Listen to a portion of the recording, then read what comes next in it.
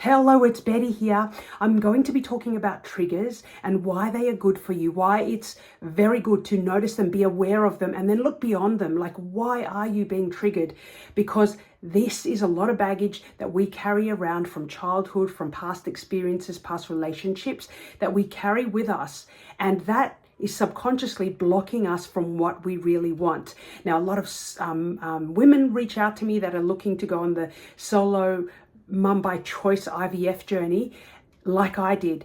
And one of the blocks that I had is the unworthiness blocks, and also the validation, like, and the feeling judged by everybody doing this on my own, like shame for not finding the man of my dreams before I can have my family. Now, I just want to unpack some of the things that I had to let go of. So I went to a private school. I came from a poor family. I went to a private school. I felt so isolated from the wealthy people there, and I used to think, oh my God, I'm not rich, I'm not as valuable as them. So what did I used to do? I used to just dim my light and just seek validation, just be good in academics, be really good at sport to get validation from other people, which means I built up this strategy to feel love, to feel validation, to feel worthy of that. And so, of course, as I came into like my late 30s, I had already programmed myself to want validation from other people, and I worried about the judgment because, of course, like,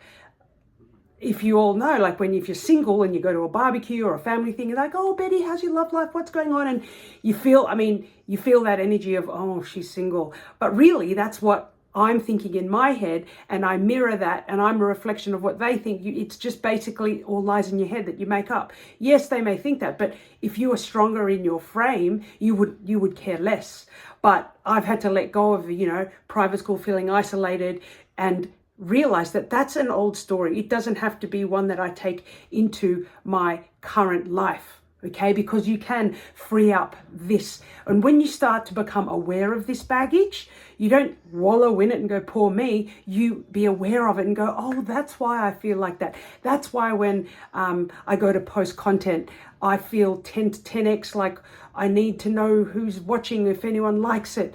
Okay, that it also came up. We're human. I'm human. This validation, like fear of judgment, comes up in life all the time. And when I started my network marketing business and I had to be online, I was hardly on Facebook or Instagram, but that was my way out to build a life of freedom. I had to deal with all of this, came up to the surface again, fear of being judged, fear of being rejected. Okay, and same thing if you are on your journey to becoming a mama through IVF, we need to keep that energy flow positive and free of all of this trauma, because yeah, you might have, just say if you have good fertility, you have good all of the things, but you don't realize that your energy and your mindset and your heart can block all of that, can block the abundance of baby coming through. So we've got to be aware. And that's why when triggers come through, like another trigger that happens to me, whenever I see beautiful love between a mother and daughter on screen, I cry all the time.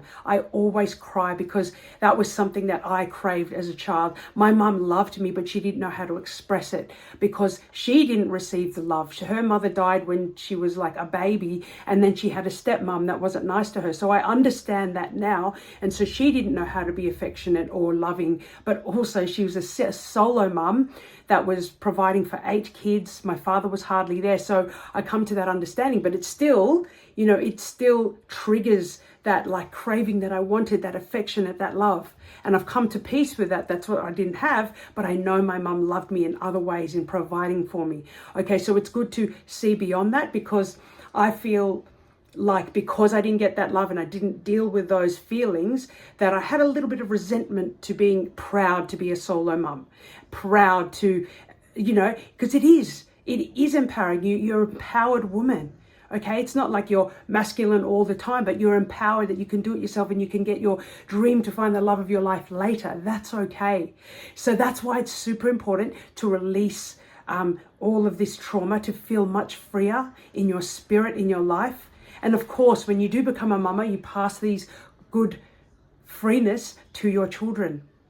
Okay, so if you spot a trigger, look beyond it. Go, why am I feeling like this? What is the lesson behind the trigger? Okay, and often it is something that hurt you. Maybe you got lost in a shopping center for 5 minutes and you felt abandoned and you felt like no one loved you in that 5 minutes, and that can stick with you. Okay, but you look beyond that and go, oh, that's how I was feeling. Okay, and then when you bring it into a relationship or a friend relationship, you can realize that's why I feel so 10x like abandoned when my friend is 10 minutes late, and you get super angry like, oh, why were you so late? It's because subconsciously you relate that back to when you got lost in the shopping center.